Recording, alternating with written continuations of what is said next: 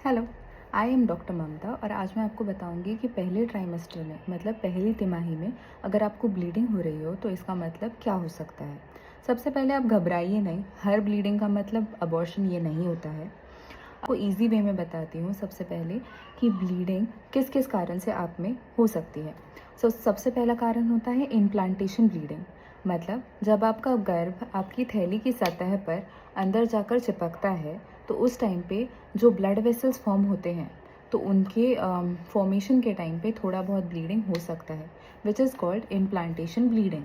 सो ये जो होती है ब्लीडिंग, ये क्लॉट्स वगैरह की फॉर्म में नहीं होती है, बहुत कम अमाउंट में होती है, लेकिन सिग्निफिकेंटली किसी किसी में देखी जा सकती है।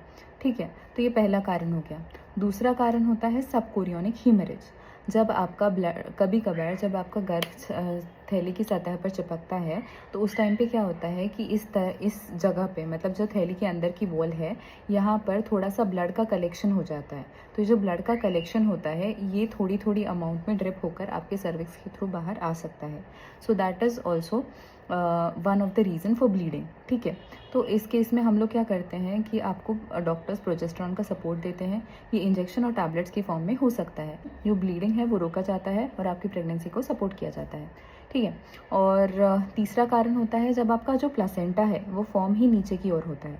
मतलब किसी किसी केस में क्या होता है, जो प्लासेंटा है वो लो लाइंग होता है, मतलब वो सर्विक्स के आसपास फॉर्म होता है।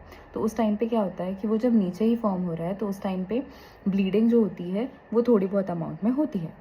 ठीक है, वो बाद में जो आपके आगे के मंथ्स में वो थोड़ा थोड़ा ऊपर सरक सकता है और ज़्यादातर चांसेस में सरक ही जाता है ऊपर। इस टाइम पे आपको कुछ प्रिकॉशंस लेने पड़ते हैं, जैसे आपको ट्रैवलिंग से रोका जाता है, फिर आपको हैवी वेट्स नहीं उठाने के लिए बताया जाता है। तो ठीक है, और इसके अलावा एक चीज़ होती है जिसे हम लोग थ्रेटन्ड अबॉर्शन कहते हैं। थ्रेटन्ड अबॉर्शन का मतलब होता है कि आपको अबॉर्शन के चांसेस है लेकिन आपका अबॉर्शन एक्चुअली नहीं हो रहा है।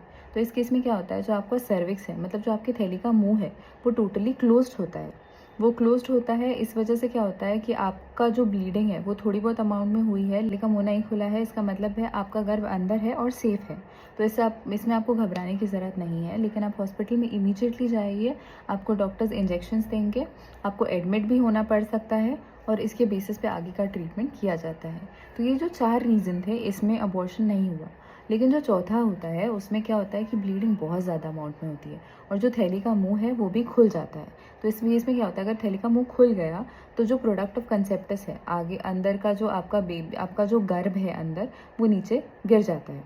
ठीक है, तो वो गिरने के चांसेस होते हैं इस केस में, और इस केस में प्रेगनेंसी को बचाना मुश्किल होता है। तो अगर आपको बहुत ज़्यादा क्लॉट्स की फॉर्म में अगर गिर जाता है तो इस केस में आपको अबॉर्शन होने के चांसेस हैं। ठीक है, और ये जो अबॉर्शन हुआ इसका मतलब ये नहीं है कि आपका कंजिक्यूटिव भी अबॉर्शन ही होगा। हर फीमेल में अबॉर्शन के 10-20% चांसेस होते हैं और इसके बाद जो आगे की प्रेगनेंसी होगी उसमें अबॉर्शन ही होगा, ऐसी बात नहीं होती है। प्लानिंग करके प्रेगनेंसी रखें और ट्रीटमेंट लें, तो ताकि जो इस टर्म में मतलब जितने हफ्ते में इस बार अबॉर्शन हुआ है उस टर्म से आगे जाए, ताकि आपकी जो प्रेगनेंसी है वो अच्छे से कैरी फॉरवर्ड हो। मैंने इन सब चीज़ों के बारे में आपको बेसिक इन्फॉर्मेशन दी है, लेकिन कोई भी ब्लीडिंग हो आपको प्रेगनेंसी में, थोड़ी बहुत अमाउंट में भी हो, तो भी आप अपने डॉक्टर को जाकर कंसल्ट करें। ये आपकी और आपकी बेबी की सेफ्टी के लिए बहुत इंपॉर्टेंट है। ठीक है, सो ये कुछ टिप्स थी आपको बताने के लिए कि हर ब्लीडिंग का मतलब अबॉर्शन नहीं होता है, लेकिन हर ब्लीडिंग इम्पॉर्टेंट होती है। तो ऐसी इन्फॉर्मेशन के लिए फॉलो करें। Thank you so much.